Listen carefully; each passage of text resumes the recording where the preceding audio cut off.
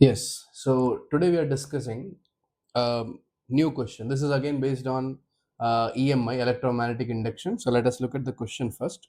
It says that in a region of space, there exists a uniform magnetic field given by the function B naught T in the k cap direction. A ring with square cross section made of a conducting material of conductivity rho conductivity that yes rho they are saying is placed such that it lies in the xy plane. The thickness of the ring is h. The inner and the outer radii are equal to a and b respectively. Neglect the inductance of the ring and calculate the current induced in the loop. So it's a very nice question where you have to integrate and find out the current. So let's first of all understand. I have shown a diagram here. You can look at the diagram.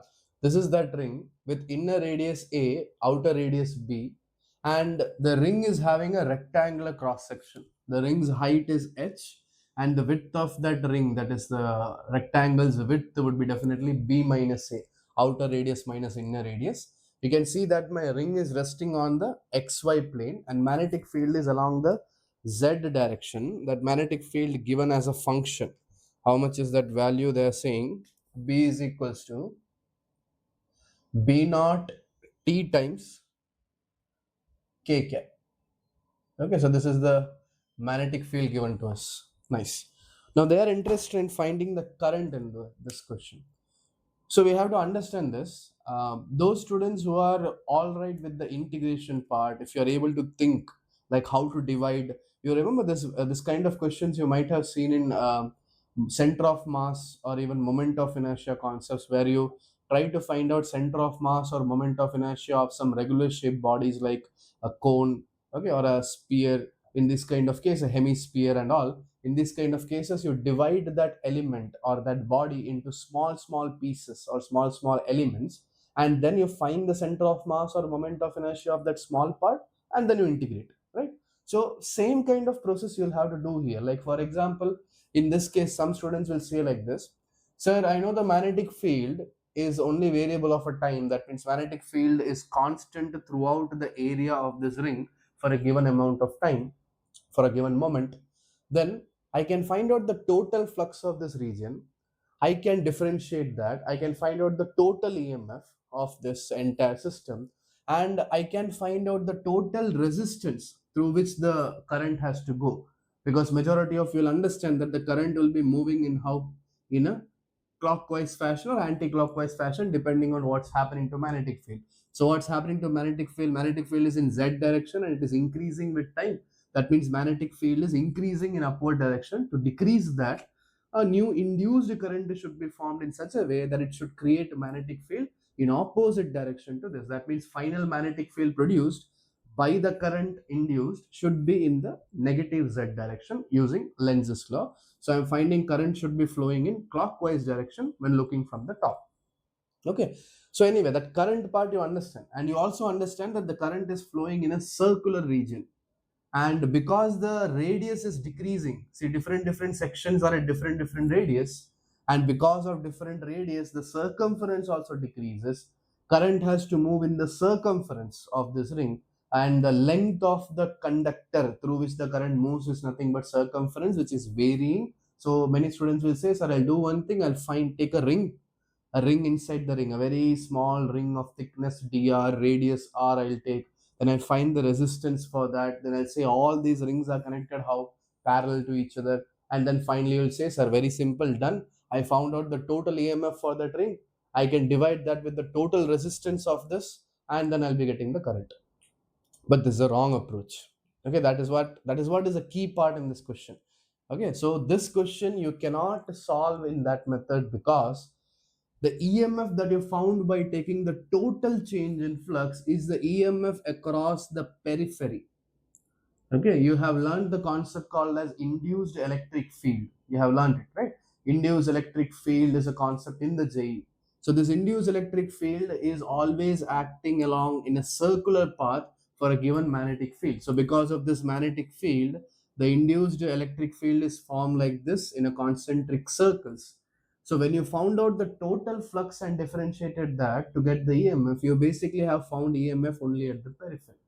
So you can't use that to find the total current. So what you should do based on my discussion, I think you might have understood. Obviously, sir, if I cannot find out the total current by just taking the total flux, then let me find out the current for a small region. That logic is absolutely correct. You can say that, sir, I'll take a small ring. Within this ring, the radius of that ring I'm assuming to be r, and the thickness of that ring, as usual, you can consider it as a very small ring, the thickness of which would be dr. So you have considered a small ring like this. You can say the thickness of that is dr. Now, if you actually think of this in 3D, because this is only the xy plane I have drawn, along z direction also it will be having something. So you can draw along the z direction also like this, right? Same way here in bottom part also, you'll be getting that same rings remaining part. Okay. So like this. All right. So the current has to flow through this ring, okay, of radius r, thickness dr, and height h. So first of all, let us find out that how much EMF is developed there. So how do we find out the EMF? The EMF developed in this ring, I can call it as, let's say, E. That's equals to, I can say, d phi by dt, magnetic flux variation. Negative sign I'm not writing because I only care about the magnitude right now. Okay, so d phi, what's the flux? It will be magnetic field into area. The magnetic field would be written as b naught into t. It's in which direction? K cap. Okay, z, positive z direction, and area that has to come here. How much is the area through which it is passing? It is passing through this total area inside this ring, so it will be pi r square. This is the total flux. The cos theta value will be coming out to be 1 because both the magnetic field vector and the area vector, they are in the same direction, by dt. So this would give me pi r square b naught. That's it.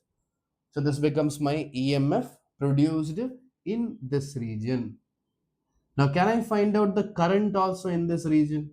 Yes, I can say that the small current developed in that section is nothing but this EMF divided by the small resistance of this part. So now I have to find out this resistance. Think about it. How do you find the resistance of that part? So what is the length through which the current has to flow? Current will have to flow in, see, I told you current will be flowing like this, right? From the top, when I look at it, it should look like anti-clockwise. So current is flowing in this way. So what's the length that the current has to travel? I can say resistance is, sorry, resistance is nothing but rho L by A, right? So I'm writing that formula. R is equals to rho L by A. Now, rho is actually resistivity, but in question they have given the rho as conductivity. Resistivity and conductivity relationship, you know. So you can write it as 1 by sigma being the conductivity into L. How much length it has to cover? It has to cover the total 2 pi r divided by through how much area it has to travel. Very important. See, isn't the current going to travel through this area while it is moving in that circle, coming out from here? No, sorry, going into here and then coming out from here, going in, coming out like this. It has to travel. So the current will be entering into this region, this area, and the current will be coming out of this area according to my diagram and moving in a circle. So that area would be nothing but, if you see, it's a rectangle of height h and thickness the dr. So therefore the area can be given as h into dr, like this. So this is the resistance. Now I can use that resistance here and I can write it as pi r square b naught divided by, the resistance would be 1 by sigma 2 pi r divided by h dr. Okay, so what can get cancelled is one pi will go, one r will go, and finally I can say the di value, the current produced in that one section alone, comes out to be 2 times sigma into r b naught divided by, what remains in denominator?